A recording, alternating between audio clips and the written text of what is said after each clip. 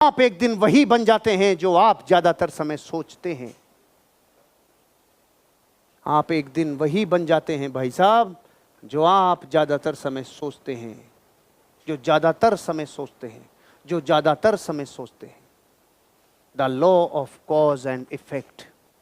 क्या आप इस बात से सहमत हैं?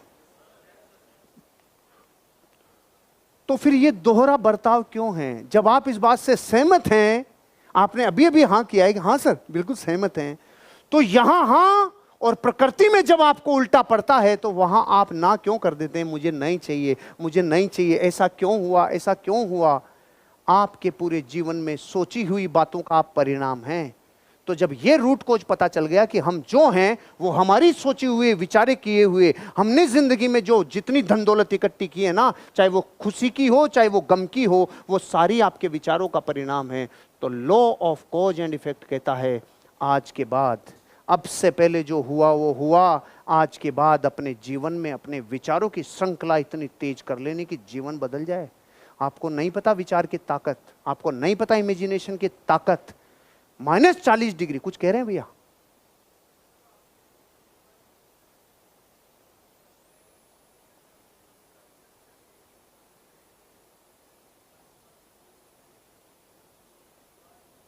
विचार प्रबल होता है तो रिजल्ट आता ही आता है, आना ही होता है। थैंक यू भैया। विचारों की प्रबलता जबरदस्त है। -40 डिग्री के अंदर ये बॉडी अगर रहे तो पसीना छोड़ सकती है क्या? नहीं छोड़ सकती भाई, माइनस है। छोड़ सकती है सोचने और विचार करने से, सोच सकती है तो छोड़ भी सकती है।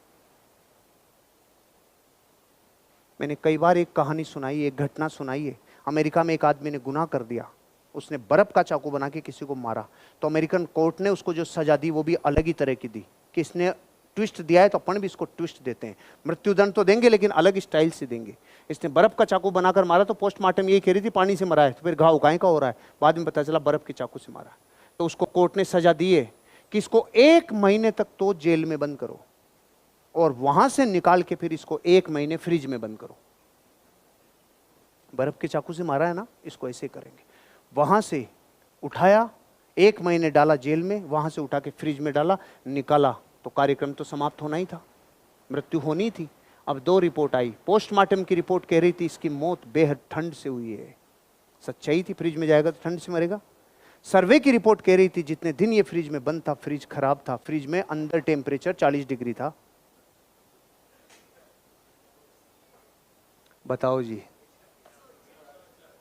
गर्मी में ठंड से मर गया, गर्मी में ठंड से मर गया, क्योंकि ठंड तो वहीं लग गई थी जब जेल में था कि रो बाहर मैं फ्रिज में जाऊंगा, मैं फ्रिज में जाऊंगा।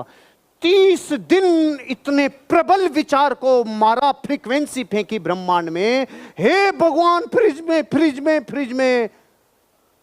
गर्मी में ठंड से मर सकता है इंसान, विचारों की प्रबलता इतनी होती है, इतनी जबरदस्त विचारों की प्रबलता होती है।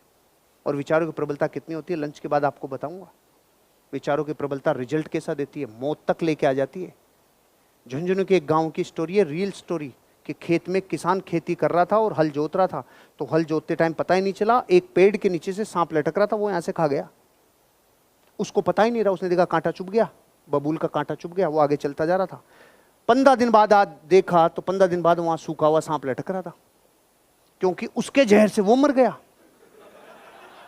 अपन सोचते हैं साला उसमें जहर है, गलत भ्रांतियां हैं कई। तो अब 15 दिन तक जिंदगी मस्त चल रही थी और जैसे ही याद आया 15 दिन पहले इसने मुझे खाया था, हो गया।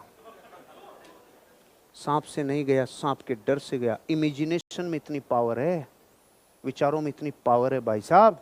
इतना प्रबल विचार शक्ति से आप अपने जीवन में स्वास्थ्य भी कमा सकते हो और बुरा स्वास्थ्य भी कमा सकते हो। प्रबल विचारों से धन भी कमा सकते हो, प्रबल विचारों से गरीबी भी कमा सकते हो, प्रबल विचारों से खुशियों की खान खरीद सकते हो रे, प्रबल विचारों से दुखों की खान भी खरीद सकते हो रे।